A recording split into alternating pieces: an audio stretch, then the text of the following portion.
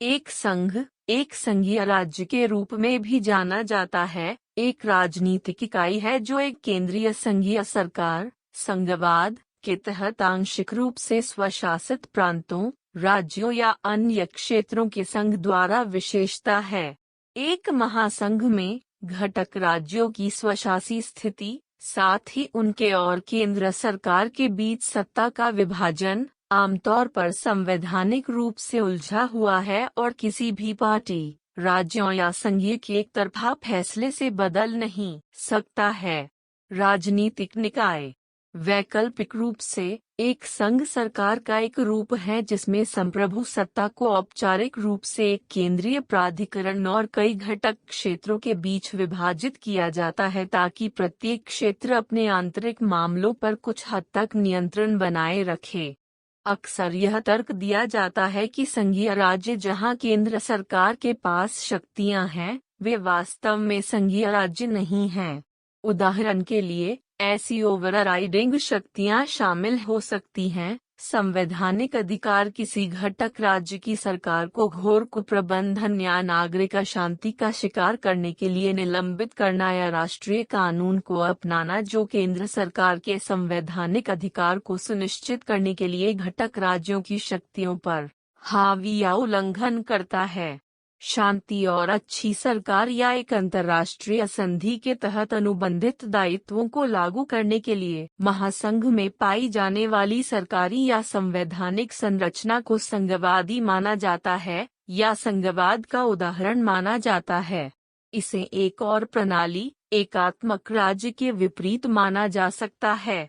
उदाहरण के लिए, फ्रांस कई शताब्दियों के लिए एकात्मक रहा है।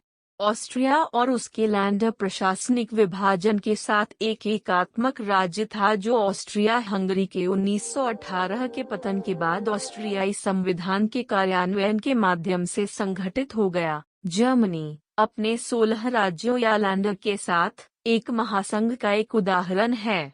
संघ अक्सर बहुजातीय होते हैं और क्षेत्र के एक बड़े क्षेत्र को कवर करते हैं, जैसे कि रूस, संयुक्त राज्य अमेरिका, कनाडा, भारत या ब्राजील, लेकिन न तो जरूरी मामला है, जैसे कि सेंट किट्स और नीविस या क्रोएशिया के संघीय राज्य। कई प्राचीन प्रमुखों और राज्यों, जैसे कि 4वीं शताब्दी के ईसा पूर्व कुरिन्थ लीग, मध्य यूरोप में नोरिकम और पूर्व कोलंबियाई उत्तरी अमेरिका में इरोक्वाइस कॉन्फेडेरेसी को संघ या परिसंघ के रूप में वर्णित किया जा सकता है। ओल्ड स्विस कॉन्फेडेरेसी औपचारिक गैर एकात्मक राज्यवाद का एक प्रारंभिक उदाहरण था। नई दुनिया के कई उपनिवेशों और प्रभुत्वों में स्वायत्त प्रांत शामिल थे, जो संयुक्त राज्य अमेरिका और लैटिन अमेरिका के विभिन्न देशों जैसे स्वतंत्रता पर संघीय राज्यों में बदल गए थे। देखें स्वतंत्रता के स्पेनिश अमेरिकी युद्ध डंडा। नई दुनिया के कुछ संघ विफल रहे। मध्य अमेरिका के संघीय गणराज्य ने इसकी स्थापना के 20 साल से भी कम समय बाद स्वतंत्र राज्यों में प्रवेश किया। दूसरों, जैसे अर्जेंटीना और मेक्सिको, संघीयता में बसने से पहले संघीय, संघ और एकात्मक प्रणालियों के बीच स्थानांतरित हो गए हैं।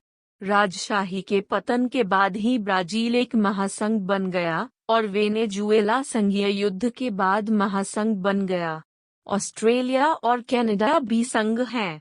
1922 में स्थापित सोवियत संघ औपचारिक रूप से सोवियत गणराज्यों, स्वायत्त गणराज्यों और अन्य संघीय विषयों का एक संघ था, हालांकि व्यवहार में सोवियत संघ की सरकार के तहत अत्यधिक केंद्रीकृत था।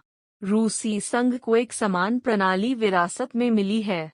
नाइजीरिया, पाकिस्तान, भारत और मलेशिया तत्कालीन फेडरेशन ऑफ मलाया ब्रिटिश साम्राज्य से स्वतंत्र होने के कुछ समय पहले या उसके बाद संघ बन गए थे।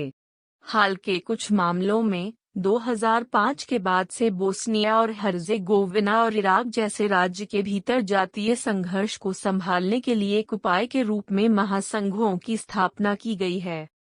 4 मार्च 1789 को संयुक्त राज्य का संविधान प्रभावी होने के साथ संयुक्त राज्य अमेरिका सबसे पुराना जीवित संघ है। समयावधि के दूसरे छोर पर नेपाल है, जो 20 सितंबर 2015 को संविधान लागू होने के बाद सबसे नया महासंघ बन गया।